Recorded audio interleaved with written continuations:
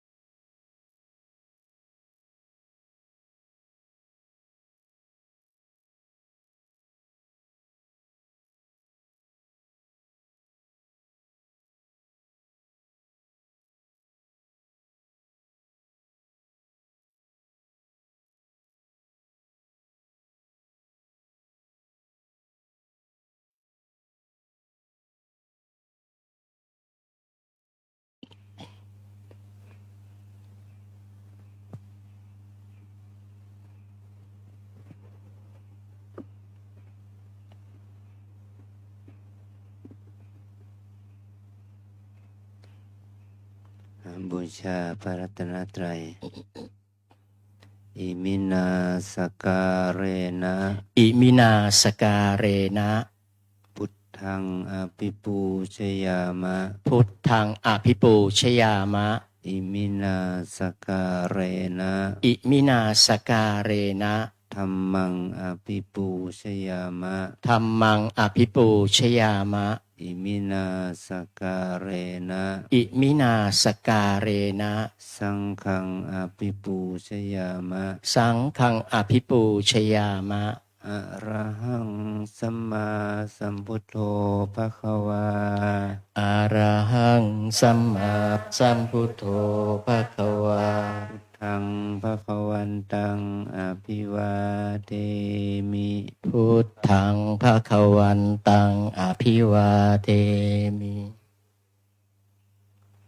สวากขาโตภะคะวตาธัมโม สวากขาโตภะคะวะตาธัมโม ธัมมังนัมสสามิ ธัมมังนามัสสามิ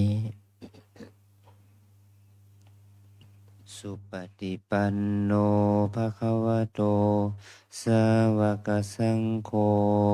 สุปฏิปันโนภะคะวะโตสาวกสังโฆ สังฆังนามามิ สังฆังนามามิ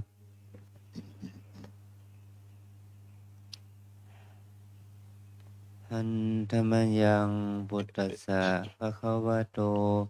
ปุพพภาคะนะมะการังกะโรมาเส นะโมตัสสะภะคะวะโตอะระหะโตสัมมาสัมพุทธัสสะนะโมตัสสะภะคะวะโตอะระหะโตสัมมาสัมพุทธัสสะนะโมตัสสะภะคะวะโตอะระหะโตสัมมาสัมพุทธัสสะอัญชลีวันทาอภิวาทอัญชลีวันทาอภิวาทอัญชลีวันทาอภิวาทอัญชลีวันทาอัญชลี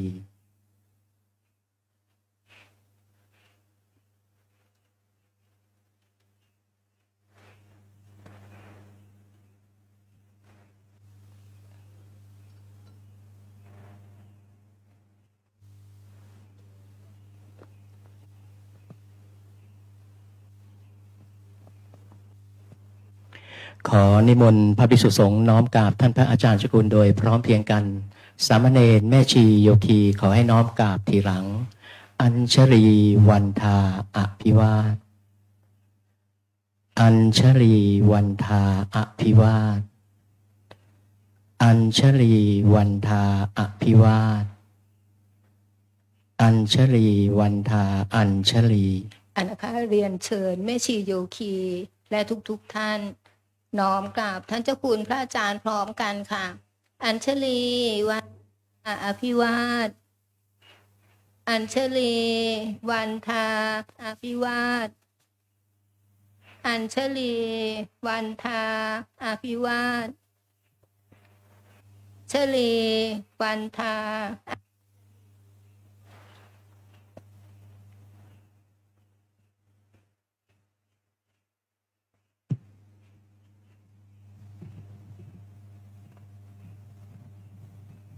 ขออนุโมทนาต่อกุศลศรัทธาที่พวกเราทั้งหลายได้บำเพ็ญขอบุญนี้จงเป็นในสงฆ์ให้เราเจริญในสมาปฏิบัติเพื่อความดับทุกข์เพื่อพระนิพพานเป็นที่สุดจงมันเกิดผลแก่พวกเราทั้งหลายจงทุกข์ทั่วหน้ากันด้วยเถิด สาธุสาธุสาธุ ไม่ตัวอื่นไหมไม่ตัวนี้เสียงค่อยไป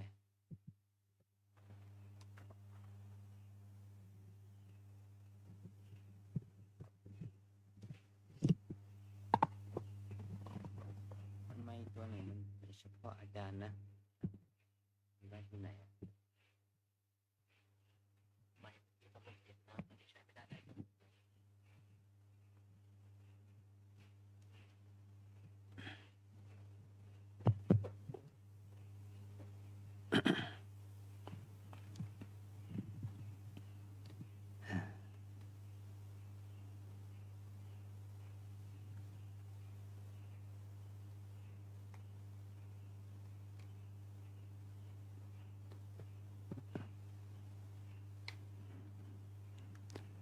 เรา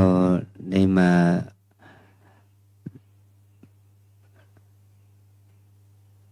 ประชุมร่วมกันอีกครั้งหนึ่งเราได้น้อมนึก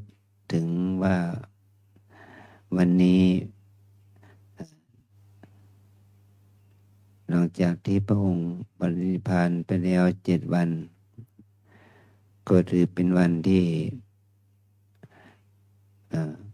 พุทธบริษัทคฤหัสถ์พวกกษัตริย์มหาศาลพราหมณ์มหาศาลคณบดีมหาศาลเป็นต้นได้จัดวิธีถวายพระเพลิงแด่พระองค์ท่านที่สระวโนทยาน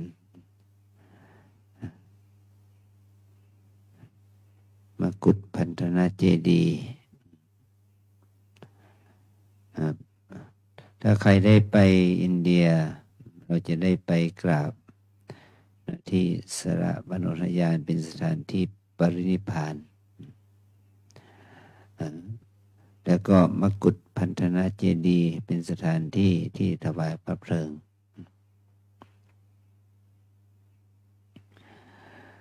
มองในแง่ของพระพุทธองค์แต่ความจริงเป็นวันหนึ่งที่เป็นวันสำคัญที่เราไม่ค่อยนึกถึงว่าเป็นวันที่วันที่7เนี่ยพระราชมัณฑาท่านได้สวรรคตถึงแก่พิวงคตไปโดยที่พระองค์นั้นได้ทรงบำเพ็ญบารมีเพื่อจะได้เป็นพระราชมัณฑาของพระโพธิสัตว์ของพระพุทธเจ้าเนี่ยแล้วก็พระองค์นั้นมีอายุอย่างนั้นเพราะว่าตามที่ท่านกล่าวถึงมหาวิโรจนะ5 ประการสุดท้ายก็คือพระโพธิสัตว์ได้พิจารณาหาหญิงที่เป็นพระราชมัณฑาก็ได้พระนางสิริมหามายาพระองค์มีอายุเพื่อการมีชีวิตรองรับ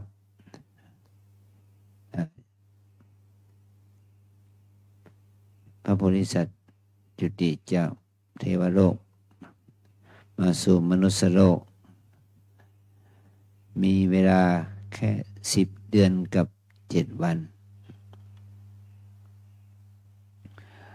เพราะเหตุนี้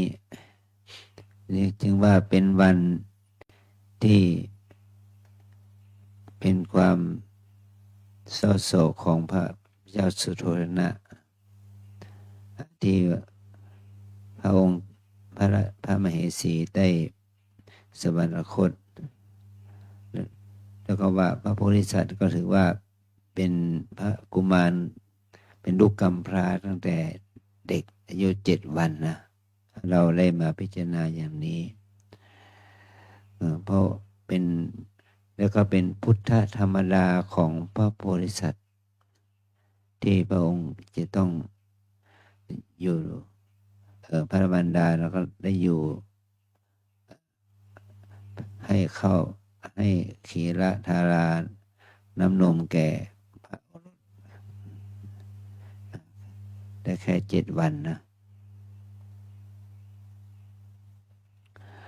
ในสิ่งที่พระองค์นั้นได้มีคุณูปการต่อโลกนะเพราะว่าถ้าพระนางไม่มีก็พระโพธิสัตว์ก็ไม่สามารถที่จะอาศัยพระคันของคนอื่นได้บุคคลที่จะมีพระคันเป็นที่อาศัยของพระโพธิสัตว์นะต้องบำเพ็ญบารมีมาเป็นอาสงไขยปีจึงจะได้ฐานะเป็นพระราชมัณฑาบุคคลที่หญิงที่เป็นพระราชมัณฑานั้นจะต้องได้รับพยากรณ์เลยนะพยากรณ์จากพระพุทธเจ้าองค์ก่อนๆว่าท่านจะได้เป็นพุทธมารดาของ พระโพธิสัตว์ที่จะได้เป็นพระพุทธเจ้าชื่อว่าโคตมะ คือว่าเป็นบุคคลที่ถูกรับรองจากพระพุทธเจ้าพระองค์ก่อนนะนี่เรามานึกถึงวันประสูติของพระโพธิสัตว์แต่เราก็รู้กันอยู่ว่าเราเรียนพุทธประวัติเนี่ยพระวรรณสมันดาอยู่มีชีวิตอยู่ต่อเนื่องอีก7 วันเราก็มองเป็นเห็นเป็นเรื่องธรรมดาแต่ถ้าเรามองอย่างลึกซึ้ง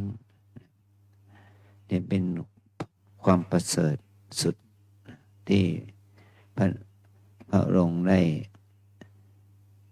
มีพระชนมาชีพอยู่เพื่อพระโพธิสัตว์แต่พระราชมารดาอีกองค์หนึ่งก็คือพระนางเป็นน้องสาวของพระนางสิริมหามายาคือพระนางประชาบดีนางโคตมีพระนางโคตมีซึ่งเป็นน้องสาวของแม่ออกมาเป็นแม่ต่อจากพระนางสิริมหามายานะเป็นบุคคลที่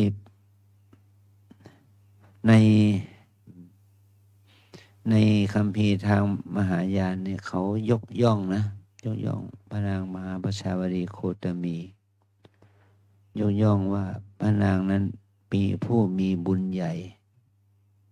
เลี้ยงดูพระโพธิสัตว์จนได้มาบวชเป็นพระภิกษุณีเมื่อพระนางปรินิพพาน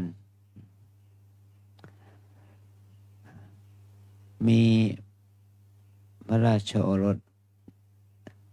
โดยสายตรงก็คือพระนันทะที่เป็นพระอรหันต์พระนันทะพระราชโอรสคือพระพุทธเจ้าเนี่ยคือเป็นหลาน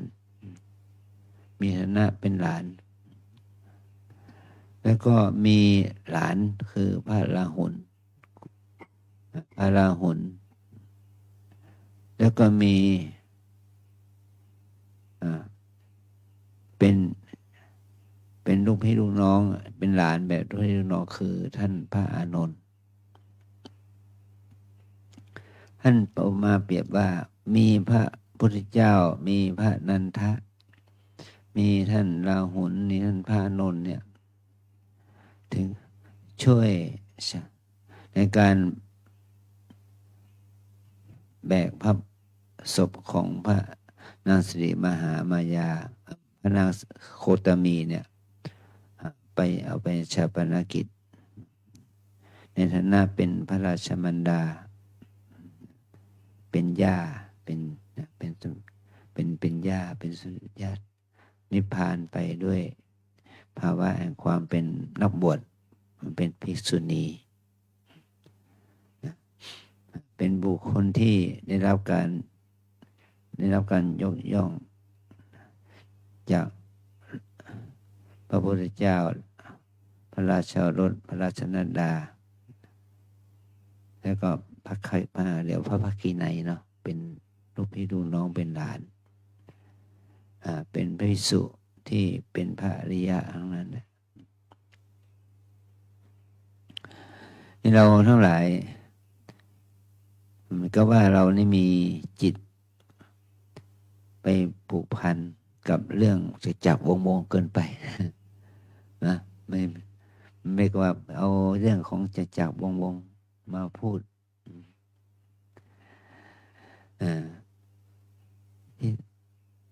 นี่พวกเราเนี่ยคือว่าเมื่อประเทศไทยเราเนี่ยมีฐานะเป็นราชอาณาจักรมาตั้งแต่สมัยสุโขทัยมาแล้วก็เป็นพระราชาที่ครองเมืองของแคว้นก็เป็นชาวพุทธเป็นเป็นพุทธบริษัทมาจนถึงทุกวันนี้เนาะพระเจ้าอยู่หัวก็เป็นในหลวงที่รัชกาลที่10เนี่ยก็เป็นพุทธศาสนิกชนนะ ถือว่าเรามีประมุขของชาติโดยความเป็นพุทธศาสนิกชนนะจึงเป็นเหตุว่าทำให้พระศาสนาเราตั้งมั่นการที่พระเจ้าอยู่หัวทรงเป็นองค์เอกอัครศาสนูปถัมภกเรามีความรู้สึกที่ดีที่มีพระราชาเป็นพุทธศาสนิกชนนะนี่เราทั้งหลายเมื่อมาน้อมนึกถึงวันปรินิพพานพระองค์ได้ทรงละสังขารในปัจฉิมยามของวันวิสาขะเพ็ญวิสาขะนั้นปัจฉิมยามพอสว่างกับท่านพระอานนท์ก็ไปบอกพวกบรรดากษัตริย์ว่าตอนนี้พระพุทธเจ้าได้นิพพานปรินิพพานแล้วอย่างนี้มาถึงวันที่บรรดากษัตริย์นั้นได้ทำการนำอัญเชิญพระสรีระของพระองค์ออกไปจากสาระบโนทยานขบวนแห่พระบรมศพของพระสัมมาสัมพุทธเจ้าแห่เข้าเมืองนะเข้าเมืองแล้วก็เกิดปรากฏการณ์อย่างหนึ่งคือพระนางมันดิกาซึ่งเป็นภรรยาของพันธุระมหาเสนาบดีได้ถวายเครื่องมหาดานประสาทเอาไปถวายคุมพระบรมศพนะของพระสัมมาสัมพุทธเจ้าก่อนที่จะอัญเชิญออกไปทางทิศตะวันออกไปสู่มกุฏพันธนาเจดีย์พระองค์ก็เลยถือว่าพระนางก็ได้ถือว่าเป็นผู้ที่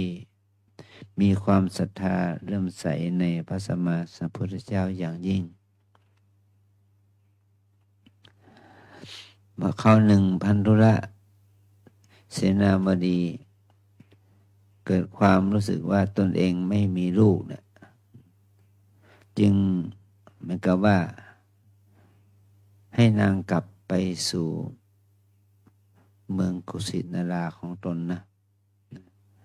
แล้วนางก็มาคิดว่าก่อนที่จะไปก็จะไปกราบพระบรมศาสดาก่อนแล้วพระบรมศาสดารู้ว่านางจะไปพระองค์ไม่ต้องไปกลับไปอยู่กับพันธุระเหมือนเดิมพันธุระก็รู้ว่าพระพุทธเจ้าให้นางกลับมาก็รับไว้ต่อจากนั้นพระนางเกิดลูกนะตั้งครรภ์มีลูกถึง30 กว่าคนเป็นลูกชายทั้งนั้นแต่พันธุระกับลูกๆนั้นมีกรรมอายุสั้นถูกพระเจ้าประสิทธิไม่ไว้พระทัยจึงจัดทหารมือฉมังเลยนะไปให้พันธุระและลูกไปปราบโจรแต่โจรเหล่านั้นน่ะมันไม่ใช่โจรธรรมดาเป็นทหารมือนักฆ่าก็ทำให้พันธุระและลูกๆตาย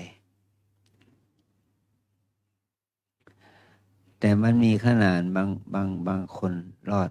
มาก็เอาข่าวมาบอกพระนางมันดิกา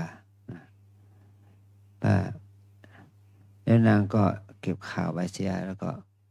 ไป ประเคนพระทหารต่อให้แก่พระพุทธเจ้าและพระสงฆ์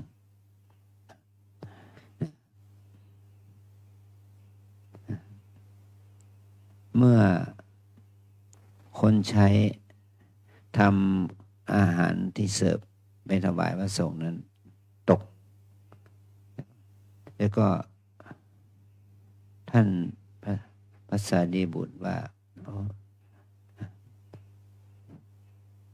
เตือนนางว่ามันเป็นธรรมดาทุกอย่างเป็นธรรมดาเป็นอนิจจังนะแต่นางก็เลยบอกว่าโอ้เรื่องนี้โยมเข้าใจไม่เห็นเป็นเรื่องแปลกขนาดโยมได้รับจดหมายจากทหารของสามีเป็นโยมยังไม่มีความสะดุ้งตกใจจึงบอกว่าตอนนี้พันธุระและลูกๆได้ถึงแก่กรรมไปหมดแล้ว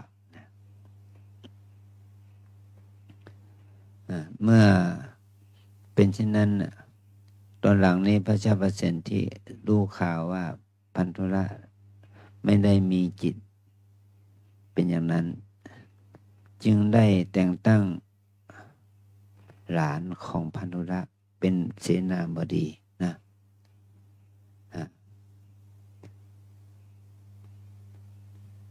ก็เป็นเหตุให้เกิด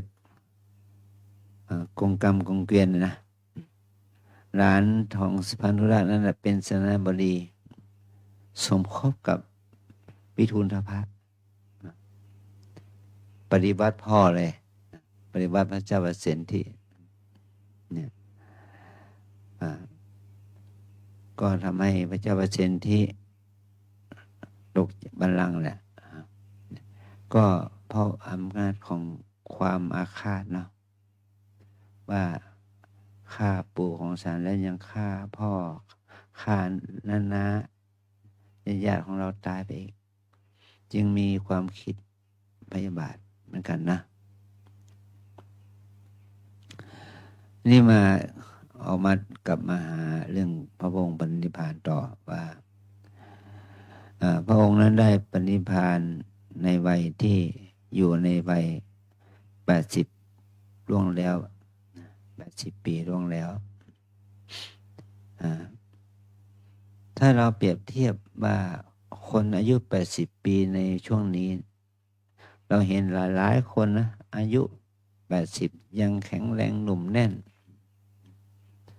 ถ้าเปรียบของพระองค์เนี่ยพระองค์พระวรากายของพระพุทธองค์เนี่ยอยู่ในช่วงที่พระองค์ได้ทรงบำเพ็ญทุกขกิริยานะทำให้พระวรากายทรุดโทรมจึงไม่สามารถที่จะดำรงธาตุขันธ์ได้อย่างดีได้โดยที่นั้นพระอานนท์เนี่ยเป็นสหชาติของพระองค์ท่านอานนท์นี่ถึงกับมีอายุถึง120 ปี120 ปีเลยแต่เป็นท่านพระอานนท์ก็เป็นสหชาติของพระพุทธองค์นะพระอนุรุตเถระเนี่ยเป็นรุ่นราวคราวเดียวกันกับพระองค์มีอายุถึง150 ปีนะเป็นคนมีอายุยั่งยืนมากเมื่อมาถึงวันที่ถวายพระเพลิงนะกลับมาหาวันถวายพระเพลิงนี่ก็มวลมหาชนก็เลยจะถวายพระเพลิงแต่ว่าจุดไฟไม่ติดเนาะจุดไฟไม่ติดก็เลยไปถามท่านอนุรุตเถระว่าทำไมไฟจึงไม่ติดว่ามันเกิดจากเทวดาเนาะเทวดาไม่จะให้รอพระมหากัสสปะและบริวาร500มากราบไหว้พระสรีระของพระองค์ก่อนพระมหากัสสปะ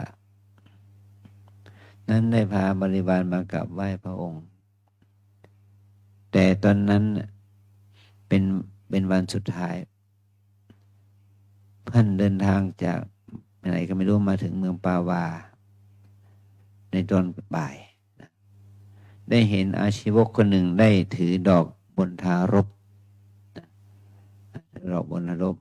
กั้นแสงแดดมาพระมหากัสสปะก็ได้ให้พระฤาษีไปเรียกอาชีวกนั้นมาถามเขาก็บอกว่า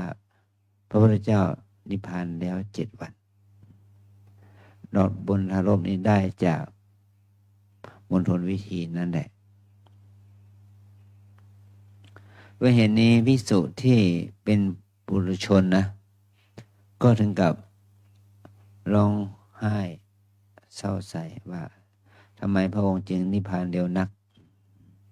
ถ้าภิกษุที่เป็นพระอริยะหรือเป็นพระอรหันต์ท่านก็ปรงสังขารก็มีภิกษุรูปหนึ่งที่บวชอายุ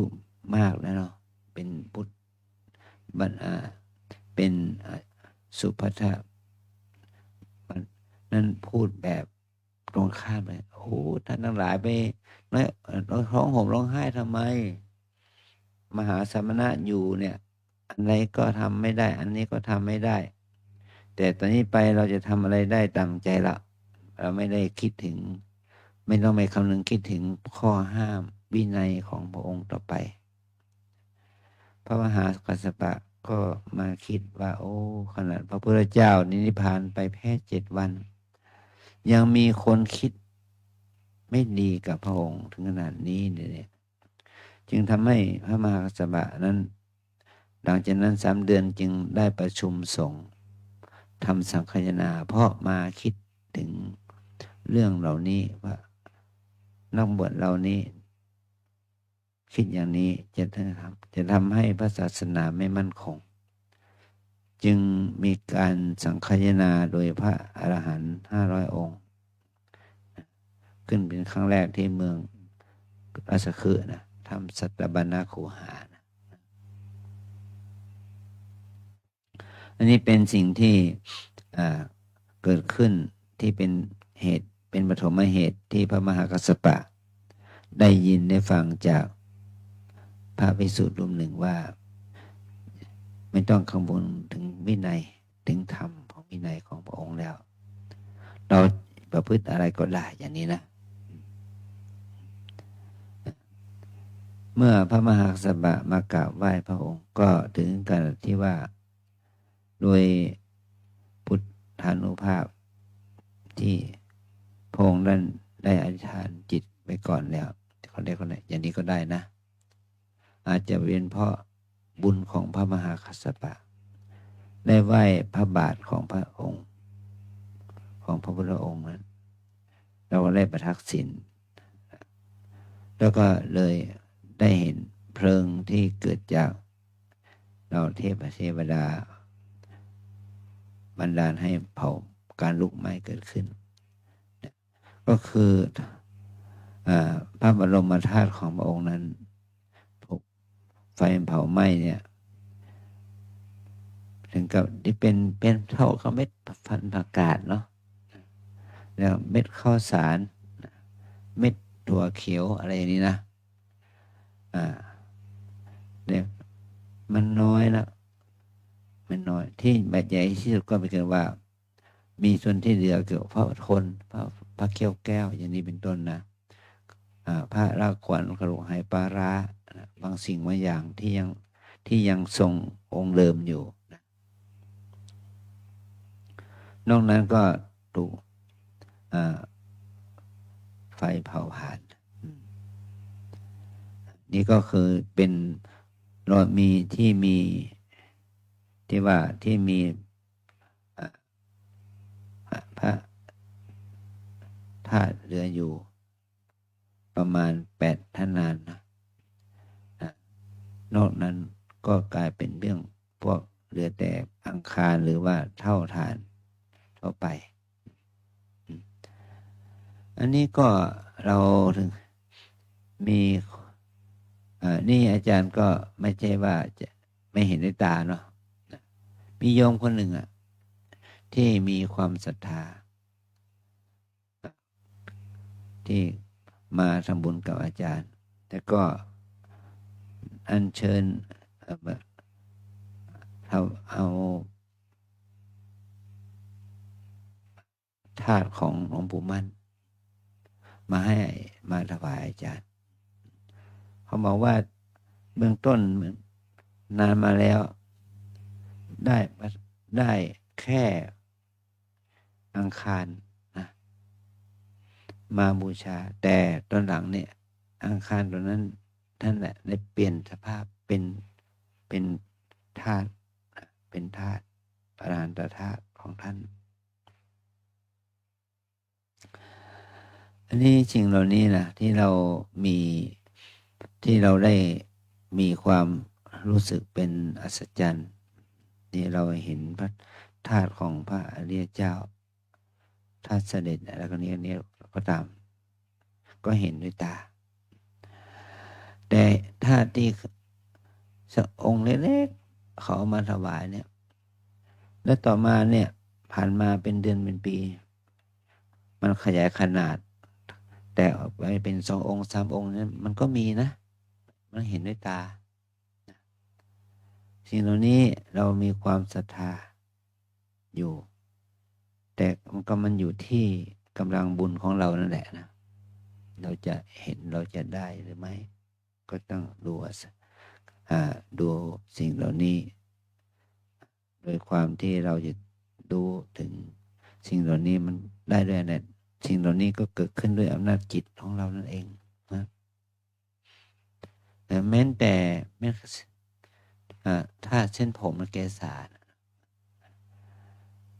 ตอนที่โกนมันก็เป็นผมธรรมดาแต่ทำไมเกศาจึงกลายเป็นธาตุอย่างนี้แหละนะมันต้องเป็นพลังของจิตของครูบาอาจารย์เหล่านั้นที่มีกำลังจิตที่เข้มแข็งมันทำให้โครงสร้างองค์ประกอบของเส้นผมมันกลายเป็นธาตุได้นะก็เป็นธาตุดินเหมือนกันถ้าเป็นธาตุก็เป็นธาตุดินปฐวีธาตุเป็นปฐวีธาตุที่มีโครงสร้างมันที่เป็นพิเศษเนี่ย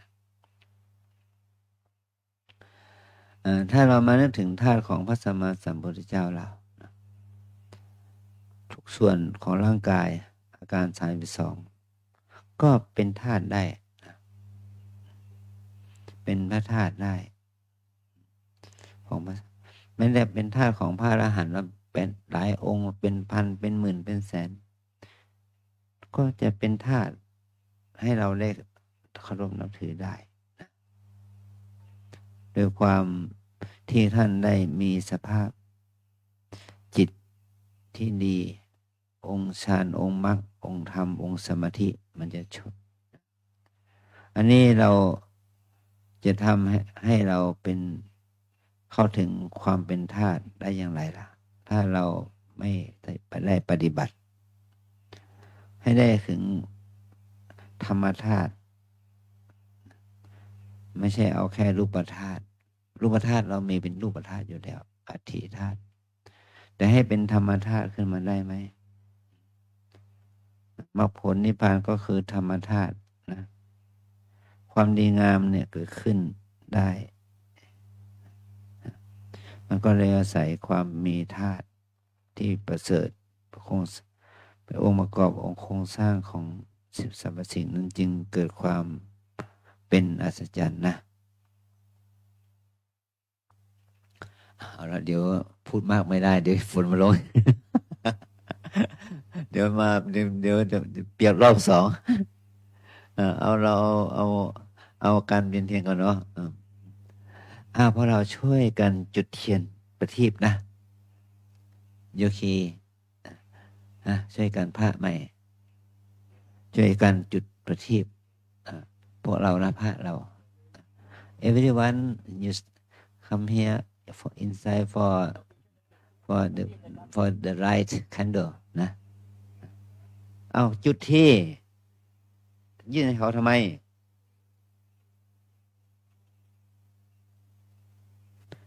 เอาเทียนมาสิท่านหลวงพ่อท่านอย่าพูดอย่างเดียวเอาไปหาเทียนมาหาเทียนมาที่ประทีปไปช่วยกันจุดเทียนข้างบนประทีปข้างบนก่อนบนพระธาตุค่อยมาลงจุดข้างล่างนะเอาโยคีeveryone come here for start with ceremony นะ for worship to the Lord Buddha.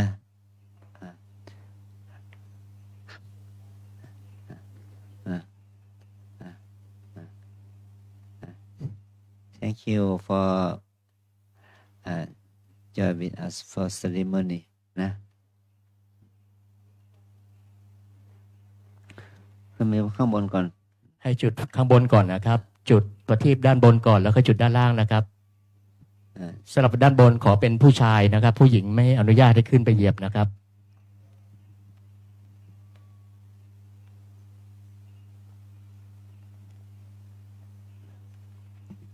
ให้เราได้จุดประทีป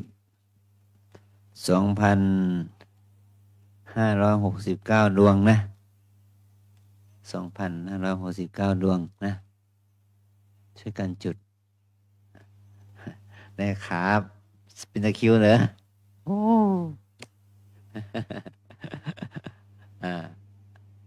ขอให้จุดประทีป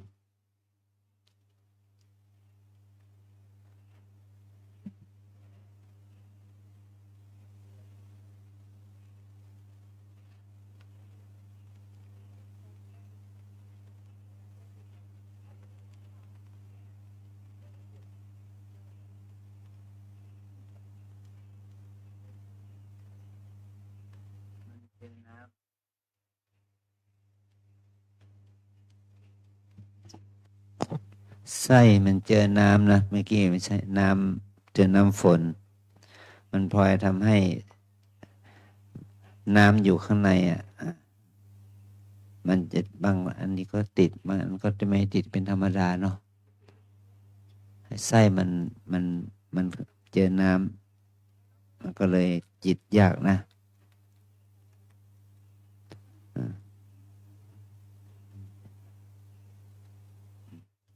ช่วยกัน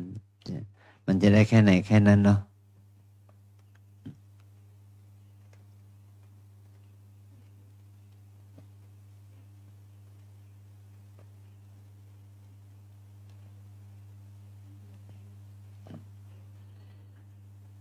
เสียดายเพราะว่าเราเอามาตั้งไว้ก่อนว่าเจอฝนใหญ่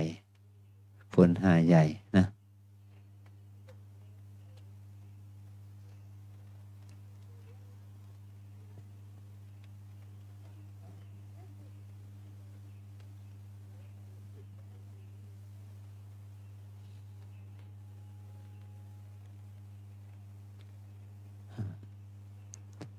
เจอกันทั้งข้างบนข้างล่างนะ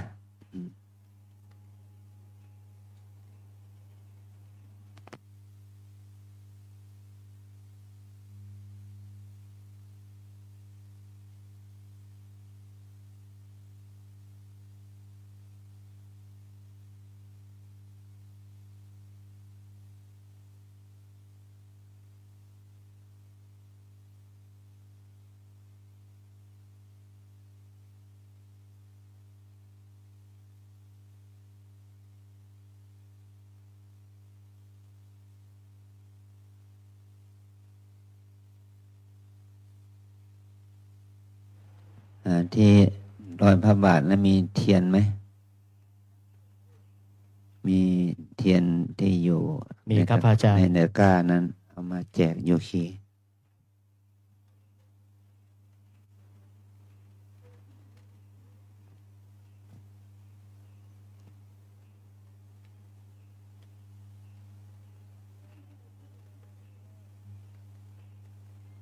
ต้องใช้ความเพียรหน่อยนะ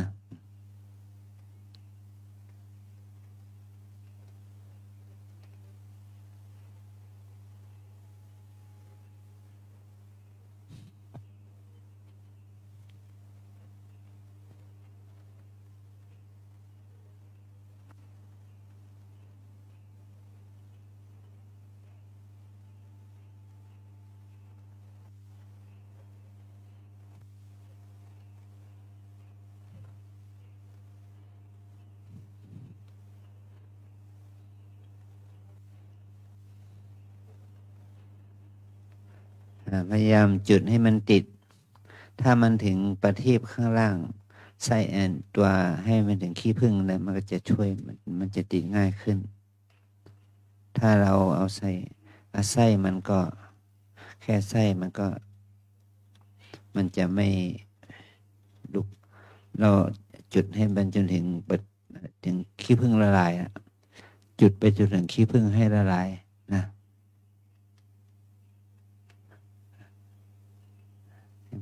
ขอบคุณนะ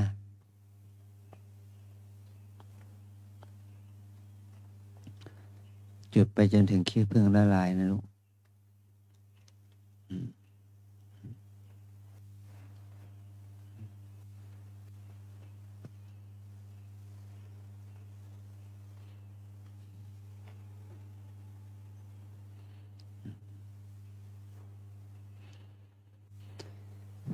มีพระพุทธเจ้าพระองค์หนึ่งชื่อว่ามังคละหรือมงคลพุทธเจ้าเป็นตอนนั้นที่พระองค์เป็นพระโพธิสัตว์นะพระองค์มีความศรัทธาต่อพระบรมธาตุของพระสัมมาสัมพุทธเจ้าองค์ก่อนท่านเริ่อมใสมากที่ท่านได้บูชาพระบรมธาตุของพระพุทธเจ้าองค์ก่อนท่านถึงกับเอาน้ำมันรดที่ตัวท่านเอาสำลีเอาอะไรมาพันรอบตัวเองนะแล้วก็จุดไฟเผาบูชาพระบรมธาตุของพระพุทธเจ้าด้วยความศรัทธาเลื่อมใสแต่ปรากฏว่าอำนาจของบารมีธรรมปีติธรรมที่เกิดขึ้นในใจของท่านนั้นช่วยให้ท่านไม่มีผลจากเปลวไฟเลยผิวกายก็ปกติแม้แต่เช่นผมยังไม่ไหม้เช่นขนยังไม่ไหม้ในชาติสุดท้ายในชาติหนึ่งที่เหมือนกับพระเวสสันดรให้ทานกันหาชาดีแก่ชูชกนั่นแหละแต่พระโพธิสัตว์มังคลพุทธเจ้านี้ให้ทานแก่ยักษ์นะแปลงกายมาเป็นคนให้เอาลูกถวายทานแก่ยักษ์ก็เลยกินลูกต่อหน้าพระพักตร์ของพระฤาษีนะพระฤาษีนั้นก็เห็นก็ที่ยักษ์กินลูกมีเลือดไหลออกขอบปากจึงตั้งอธิษฐานจิตว่าด้วยอำนาจแห่งบุญที่เราให้ทานลูกเป็นทานนี้ขอให้สัพพันธรังสีของเราเนี่ยหลั่งไหลออกมาไม่มีที่สิ้นสุด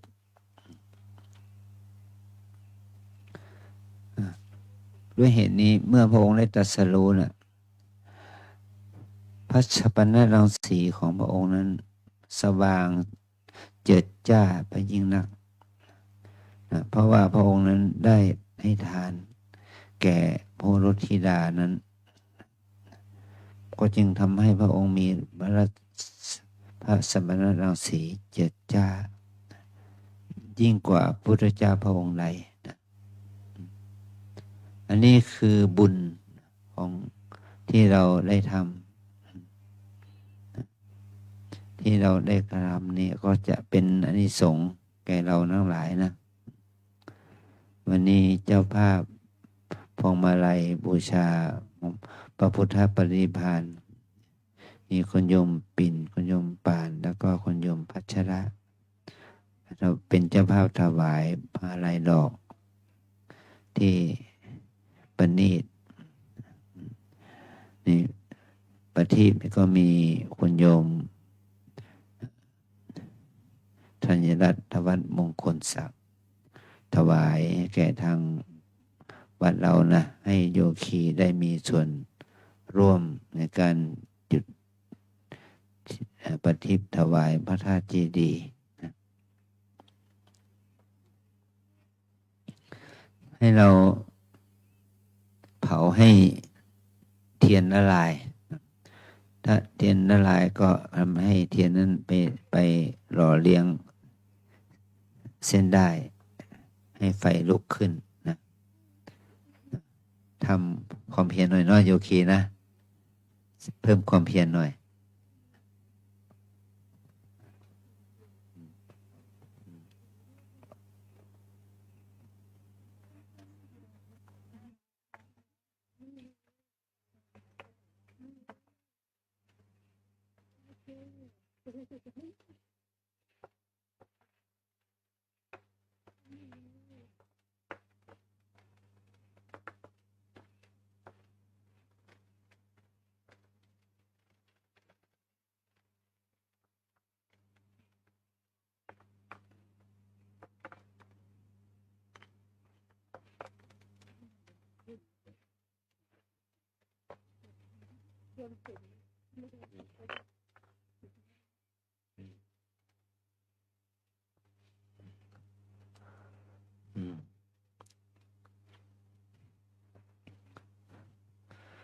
พวกเราได้มีส่วนร่วมช่วยกันจุดบูชา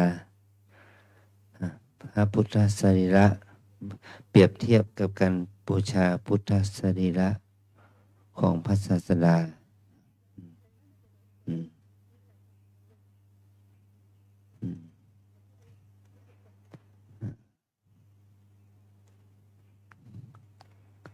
try for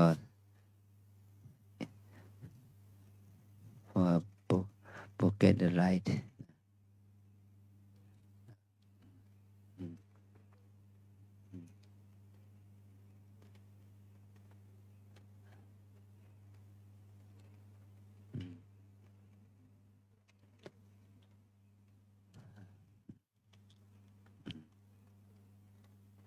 อืม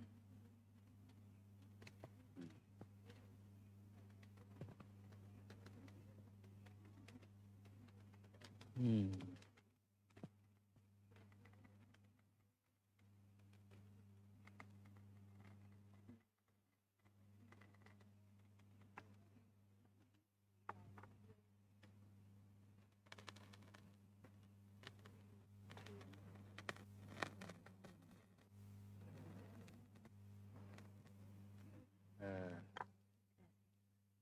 gracias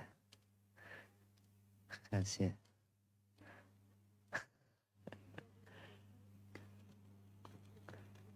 อืม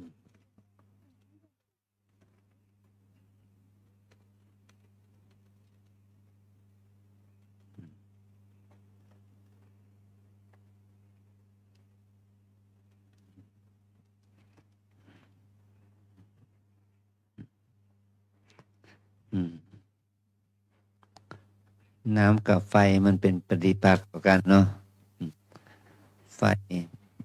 เผาน้ำไม่ได้อืมน้ำดับไฟได้นะแล้วไฟก็เผาน้ำไม่ได้อืมน้ำ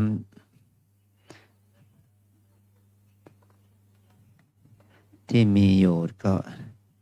ถูกไฟเผานะเป็นน้ำร้อนน้ำเดือดได้ แต่ถ้าน้ำมันกระชอกก็ทำให้ไฟดับได้นะตอบ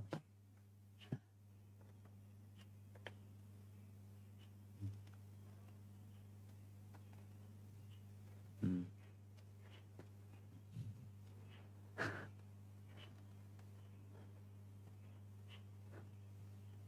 หนูแม่สบายดีไหมสบายดีนะ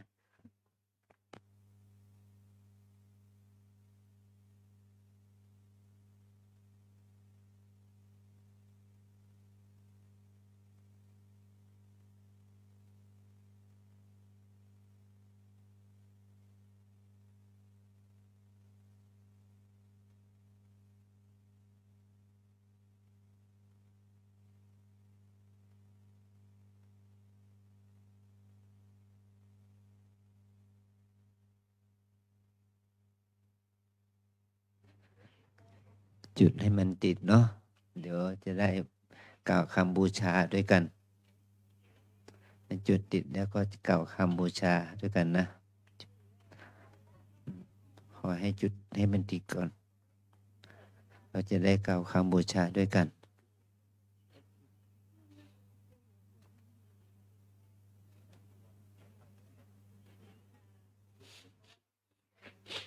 อื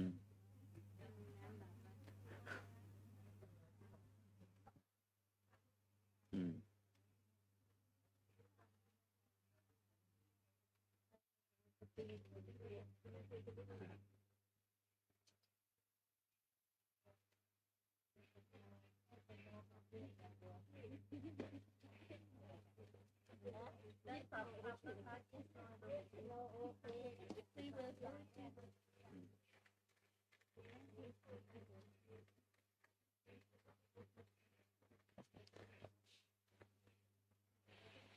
อืมเราต้องใช้ความพยายามหน่อยนะ ใช้ความเพียรหน่อย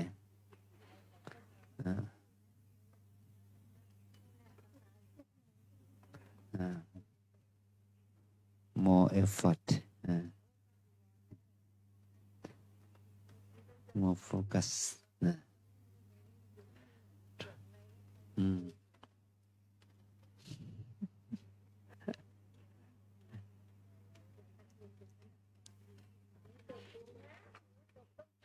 อืมอืม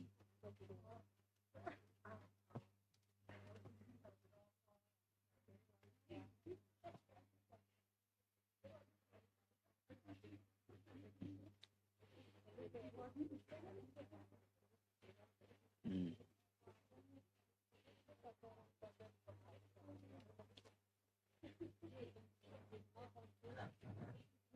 เหลือที่จุดไม่ไม่หมดก็ไม่จุด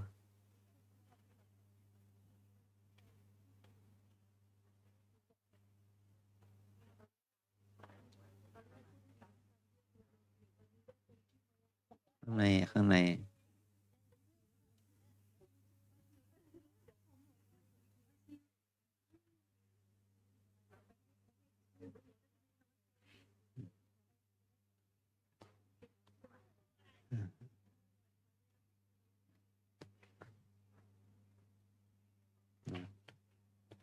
ทดสอบความเพียรของเรานะ ไฟก็คือไฟนะ ต้องระวังนะมันร้อนนะไฟก็คือไฟ ต้องระวัง เพราะว่าไม่ระวังก็ทำให้เราร้อนนะไฟไฟมันก็ไฟ มันเป็นธรรมชาติของไฟมันร้อน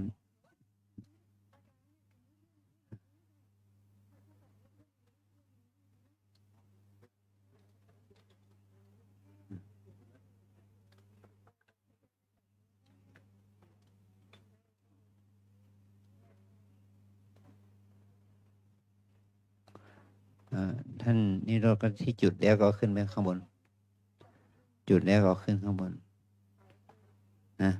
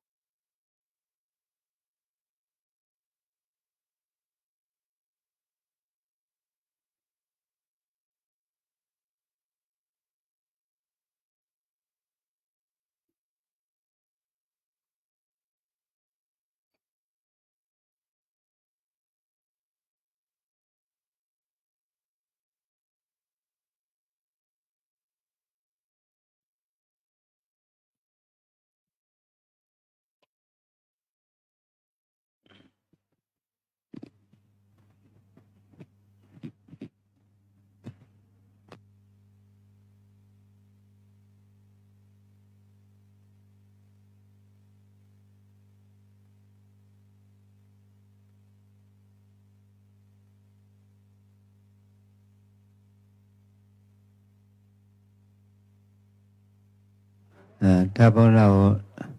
ที่จุดด้านทิศที่เราจุดเรียบร้อยแล้วก็ให้มานั่งที่เดิมนะเราจะได้บูชาดอกไม้ทูบเทียนน้อมนึกถึงพระบรมศาสดาในสุดที่เราปรางปรินิพพานที่เราได้อัญเชิญมาประดิษฐานที่ด้านทิศตะวันตกของพระธาตุเจดีย์เหล่านี้นะแล้วอาจารย์จะได้นำกล่าวคำบูชาวันอาสามีบูชานะ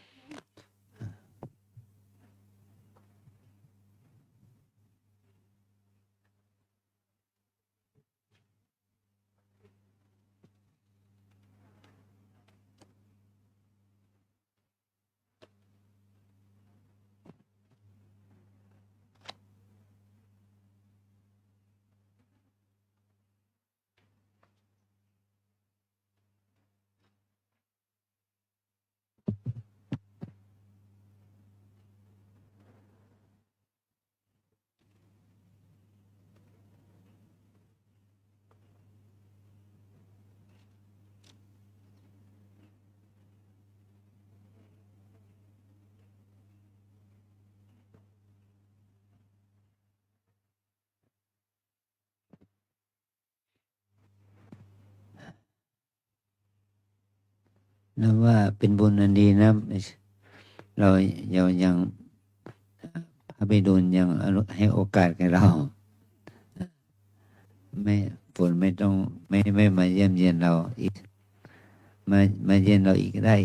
หลังจากนี้2 ชั่วโมงนะถ้า1-2 ชั่วโมงก็มาเยี่ยนได้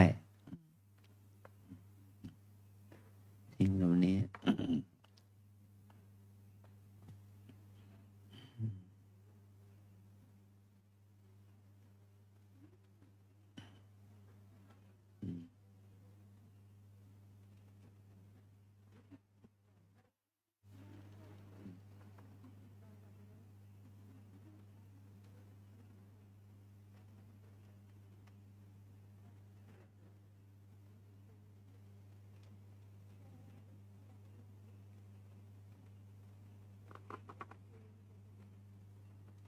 It's okay.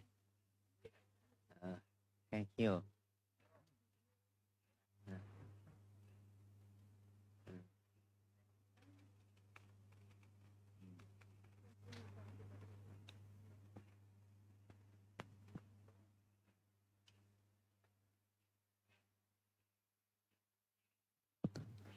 More focus. More focus.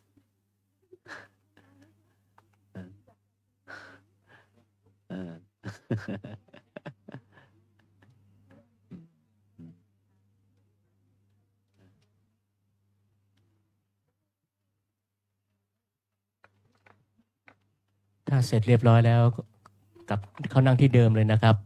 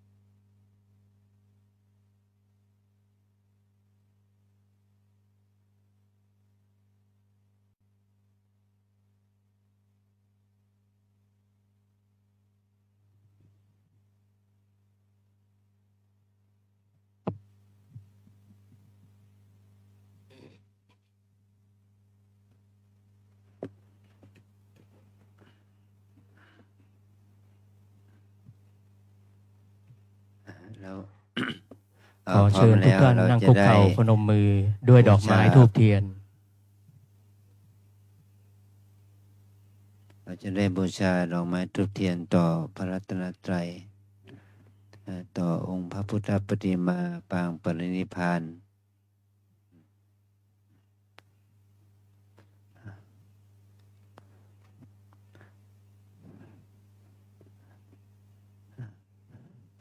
หันธรรมยังพุทธัสสะภะคะวะโต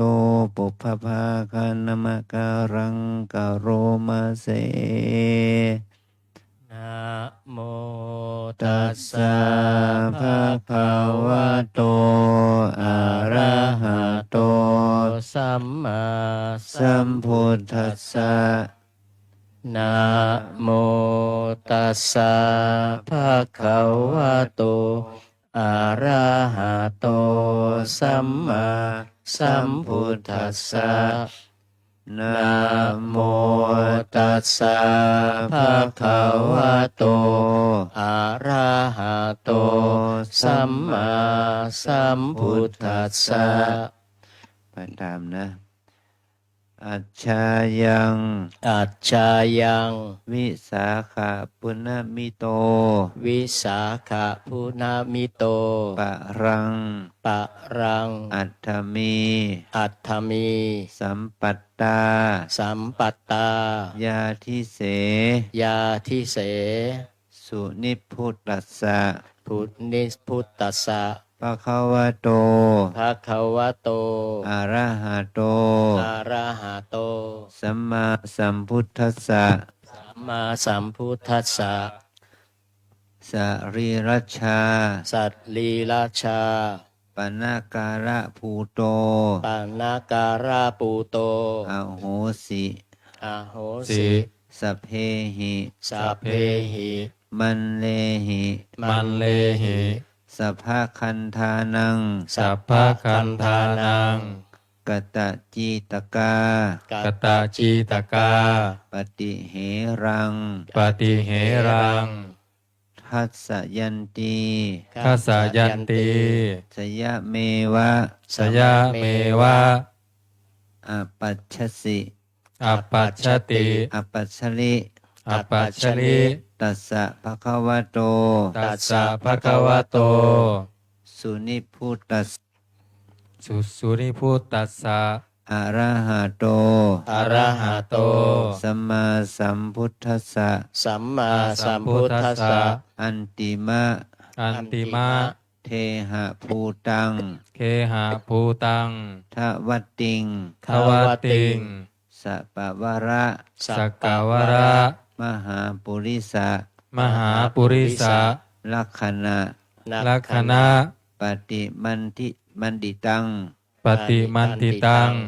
ธาตุภูเตนะ ธาตุภูเตนะ เตเชนะ เตเชนะ อัจฉายิทธะ อัจฉายิธา ตาทิโสวะ กา ตทิโสวะ อภิรักขิโต อภิรักขิโต มายันทานิ มา มา ยั ยั น น ทา ทา นิ นิ ตัสสะภะคะวะโต ตัสสะภะคะวะโต อิมัง อิมัง สรีรัชชา สรีรัชชา ปนากาละภูตัง ปนากาลภูตัง พุทธานุสระมะ พุทธานุสระ พุทธานุสระ นาละหัง นาละหัง อนุกาเลนะ อนุกาเรนะ สัมปัตตา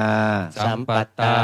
สุจิระปารินิพุตัมปิ สุจิระปรินิพุตัมปิ ตังภะคะวันตัง ตังภะคะวันตัง อนุสระมานา อรุสระมานา อิมัสสมิง อิมัสสมิง ตัสสะภะคะวะโต ตัสสะภะคะวะโต สักขีภูเต สักขีภูเต เยติเย เยติเย ยะถาระหัง ยะถาระหัง อาโรปิเตหิ อาโรกิเตหิ อิเมหิ อิเมหิ ทีปะทูปะ ที ที ปะ ปะทูปะ บุปผาทิสการเรหิ บุพาทิสการเรหิ ตังภคะวันตัง ตังภคะวันตัง อภิปูชยามะ อภิปูชยามะ สาธุโนพันเต สาธุโนพันเต ภคะวา ภควา สุจิระปารินิพุตโตปิ สุจิระปรินิพุตโตปิ กรุณาทีหิ กรุณาทีหิ คุเนหิ คุเนหิ ทารมาโน ภระมาโน อิเมสการเร อิเมสการเร ทุกขตะปันนาการะภูเต ทุกตะ ปันนาการะภูเต ปฏิคันหาตุ ปฏิคันหาตุ อัมหากัง อัมหากัง ทีคารตัง ทีครตัง หิตายะ หิตายะ สุขายะ สุขายะ ดิถีแปดเบื้องหน้า ดิ ดิ ถี ถีที่แปดดิถีที่แปดเบื้องหน้า ดิถีที่ ที่ แป แป ด ด เบื้องหน้า แต่วันวิสาขาปุณณมี แต่วันวิสาขาปุณณมี มาถึงด้วยดี มาถึงด้วยดี ณวันนี้แล้ว ณวันนี้แล้ว ในวันเช่นใดเล่า ในวันเช่นใดเล่า เป็นวันถวายพระเพลิง เป็นวันถวายพระเพลิง พระจรีระ พระสรีระ แห่งพระผู้มีพระภาคเจ้า แห่งพระผู้มีพระภาคเจ้า ได้มีแล้ว ได้ดีแล้ว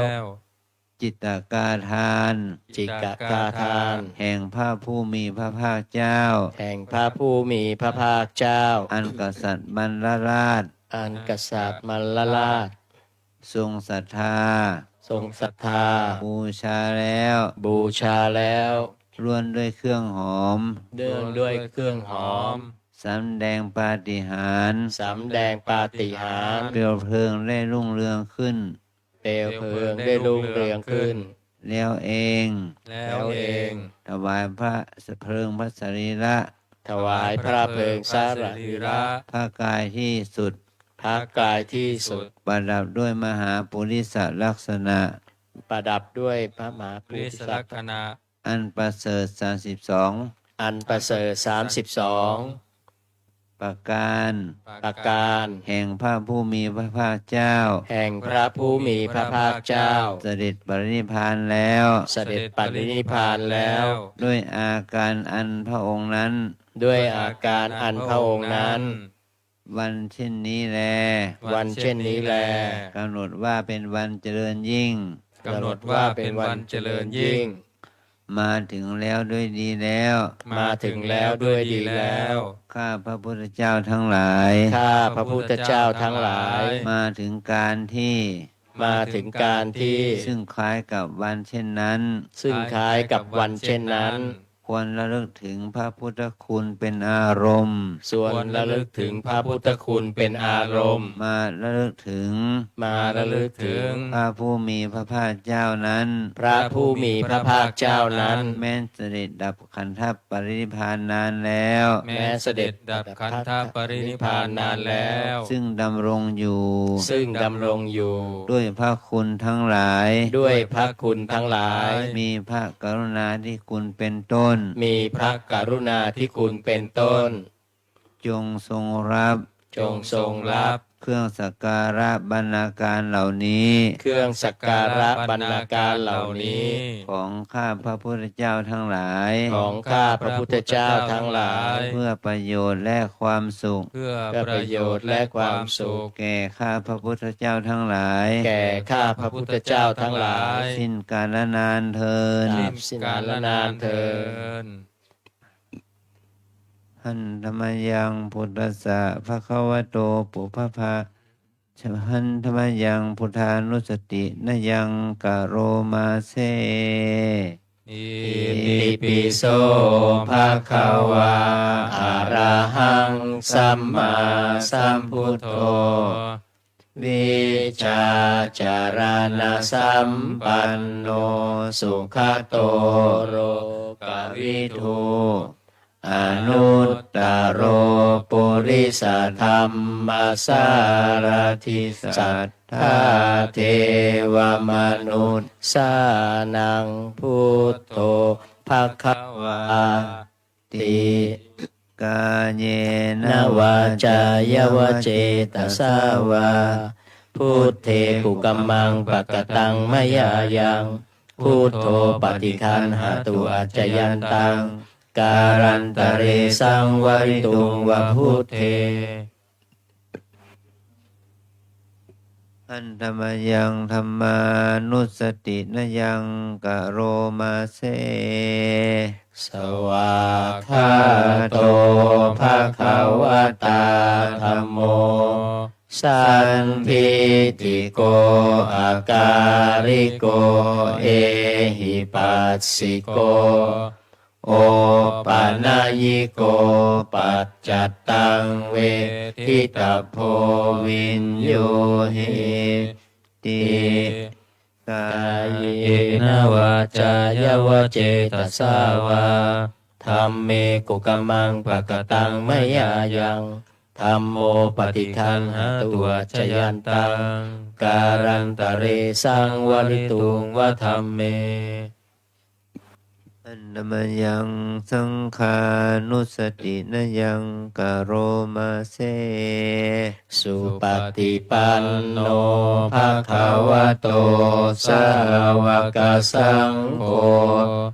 อุชุปฏิปันโนภะคะวะโตสา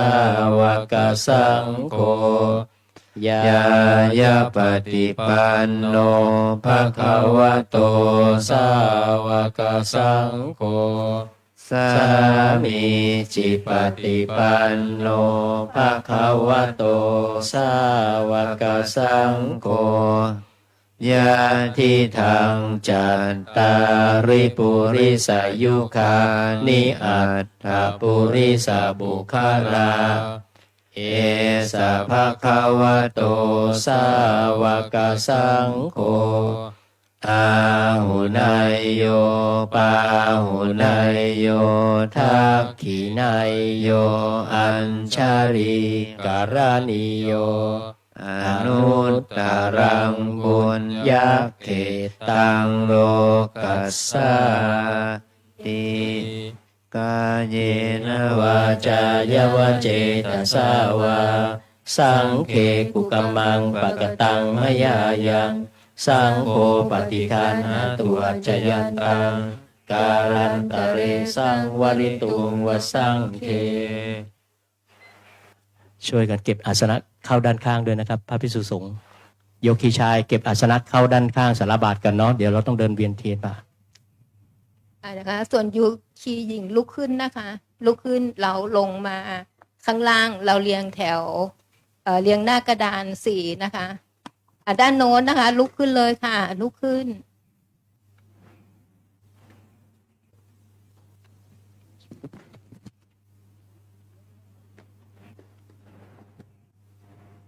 เราลงข้างเลยค่ะ เก็บนมเก็บนมเก็บนม ยืนรอเขาด้านแถวหน้ากระดานอะ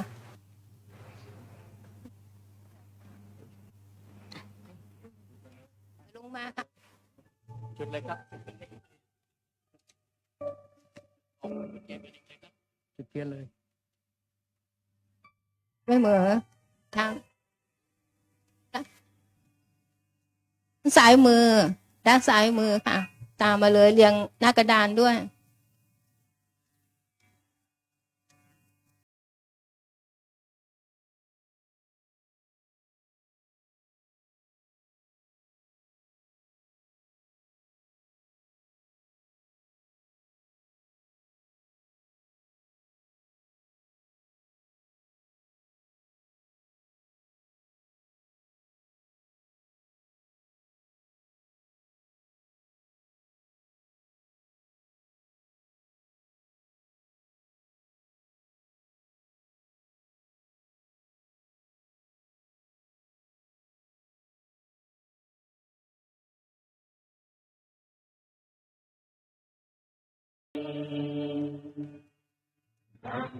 ขอจัดแถวเรียงหน้ากระดาน4ท่านนะครับ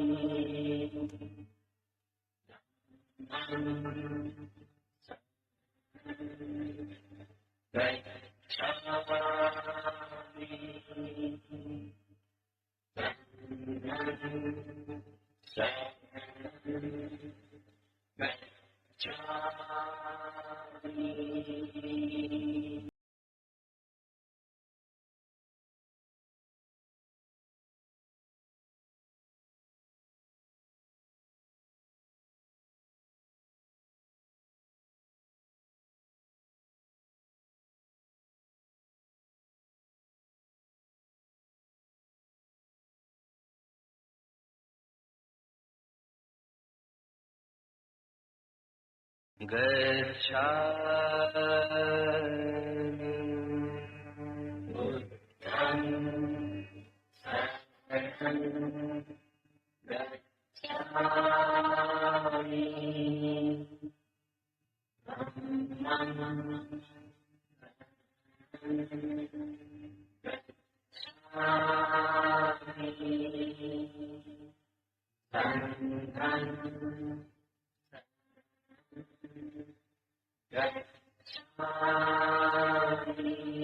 สำหรับรอบนี้ครบ3 รอบแล้ว ขอนิมนต์พระภิกษุสงฆ์สามเณรเดินเลยถ้าพระอาจารย์เจ้าคุณไปเลยนะครับ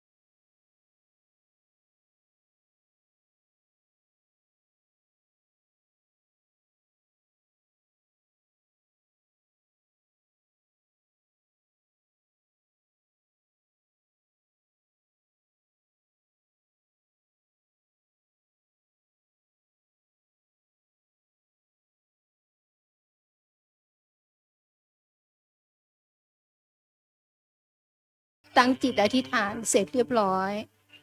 ให้เราเอาดอกบัวพลาสติกไปวางไว้ในตะกร้าด้านโน้นนะคะ จากนั้นเข้าสู่ที่นั่งกราบสี่ประธาน